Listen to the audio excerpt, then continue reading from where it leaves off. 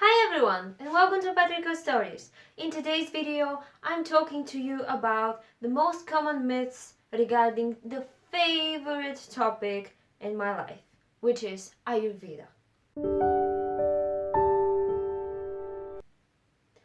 So what does Ayurveda mean? Well, first of all, you might hear it pronounced as Ayurveda, or you might hear it pronounced as Ayurveda, or anything like that. It doesn't really matter though. Ayur, the first part of the word, in the Sanskrit language means life. The second one, which is Veda or Veda, means knowledge. So basically, Ayurveda means the knowledge of life. Or as I'd like to define it for myself, this is the traditional Indian medicine. It is the science of well-being, the science of bringing health back to the individual. So let's dive into the myths that people most commonly believe. Alright, myth number one. Ayurveda is a type of cuisine, a way in which you can cook your food. Okay, well, Ayurveda really incorporates cooking, diet, nutrition, and digestion as a mean of attaining health. It's not simply that, it's far much more than that. In fact, digestion and food in Ayurveda are looked at as one of the most important things when designing a program towards health, because we are, after all, what we eat. But in Ayurveda, this is really looked at as something far more profound, because it's not just what you eat, but when you eat it, how you eat it, in what combination, before or after what, how it affects your body, how it's digested, how much energy you have generated from it, etc., etc. So yes, eating and food are a crucial part of Ayurveda and the way in which Ayurveda promotes health.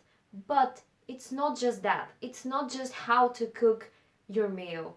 It's so much more than that. Okay, myth number two. Ayurveda is only about natural beauty treatments, hair masks, face masks, oil massages, dry brushing, and things like that. Okay, while I do love cosmetics, I do love beauty and self-care, Ayurveda is so much more than that. Like, if you want to imagine what kind of a percentage these things are from Ayurveda, I would say like 5%.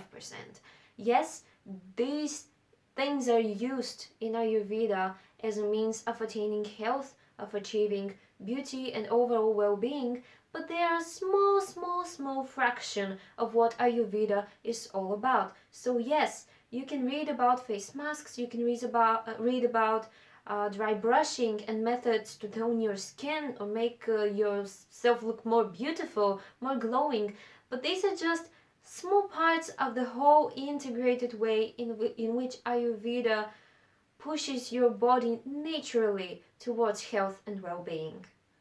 Okay, myth number three. Ayurveda is simply a herbal medicinal practice.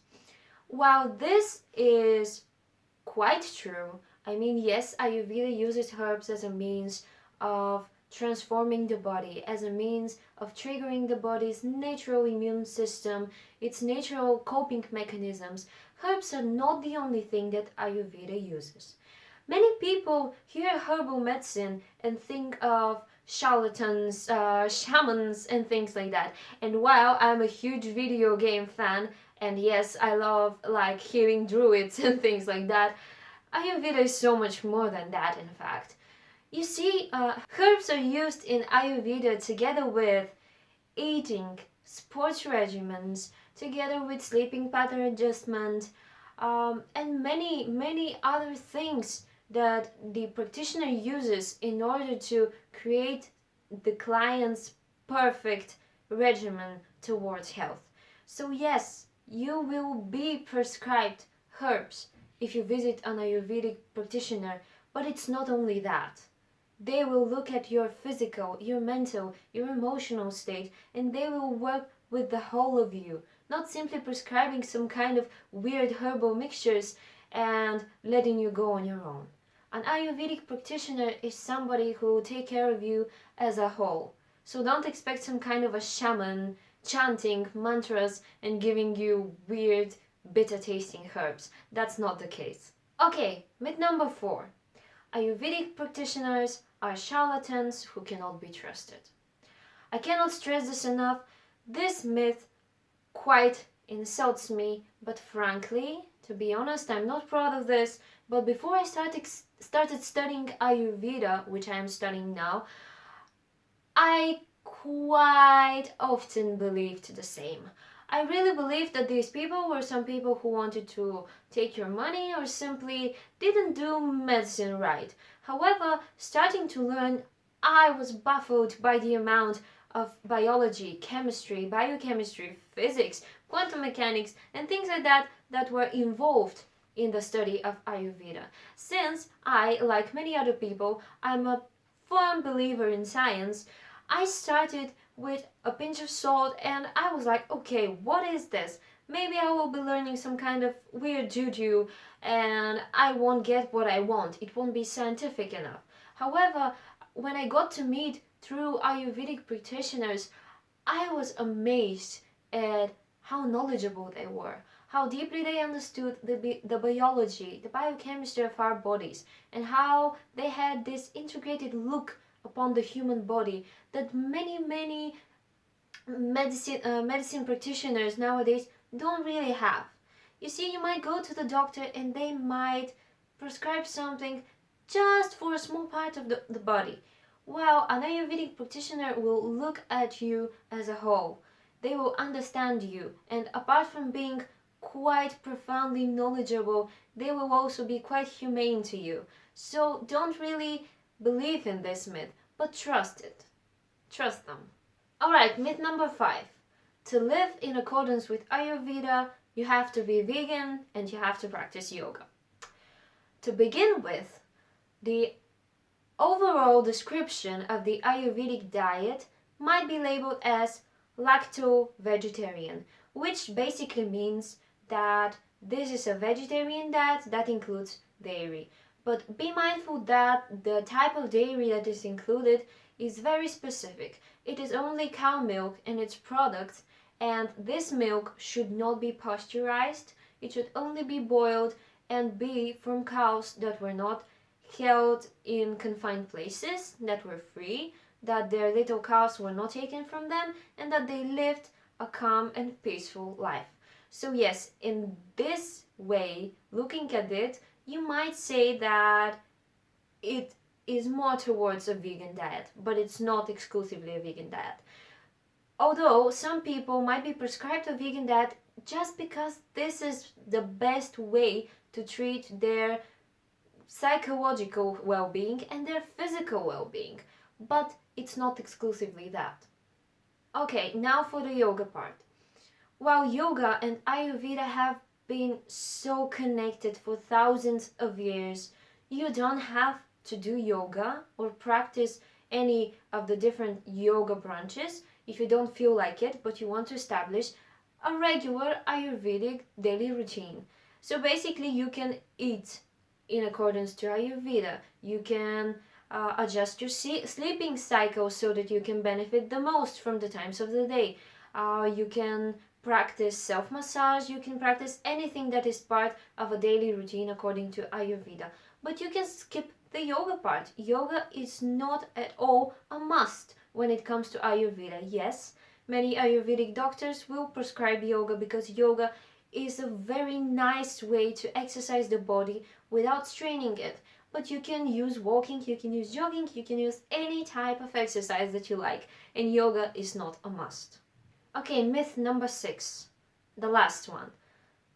Ayurveda is a type of religion.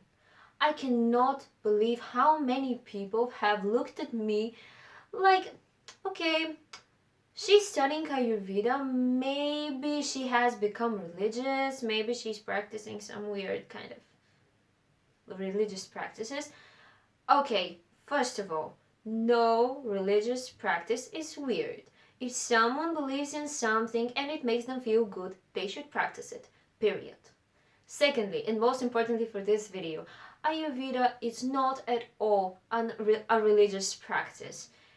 neither the Ayurvedic practitioner nor the normal person who just wants to establish an Ayurvedic daily routine is at all bound to practice any kind of religious practices.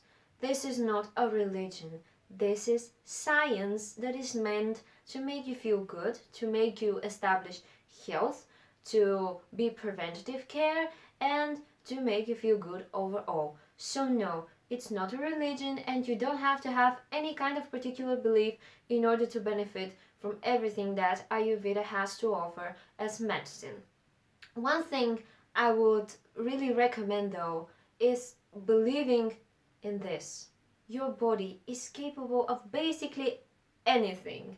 Your body is so strong and resilient. It's the most powerful biochemical machine that you will ever see. So, just believe in this. By doing what is right for your body, by treating yourself with kindness, love, and understanding, and by believing that through the Ayurvedic practices and healing medicinal regimes, you can basically reach your full potential. You can reach the full potential of your body and your health. You can feel strong, you can feel energized, you can feel willing to do what you want to do in this life. So do not think this is a kind of religion. Just believe this is the medicine that is leaning towards nature. It is reminding us that we are a part of these same atoms that this planet is made of. And we can use the resources of this planet to make both ourselves and the planet be well and do well. Finally, don't believe in any myths that you hear, you read, or you just somehow have come to believe. Try it yourself, read more, research more, educate yourself, and you will see if you have an interest in Ayurveda, it will pay off. I have seen that for myself. Thank you for watching this video, guys. I hope you liked it. I hope you learned something meaningful and something beneficial to you, and I hope you return to both Ayurveda and Vetrico stories for more on health, well-being, joy, and simply enjoying life. Alright, if you want to read more about the topics that we discussed, please subscribe to the channel or see the blog in the description down below. I'm very happy you shared this video with me. Stay tuned. Vetrico Story signing off. See ya!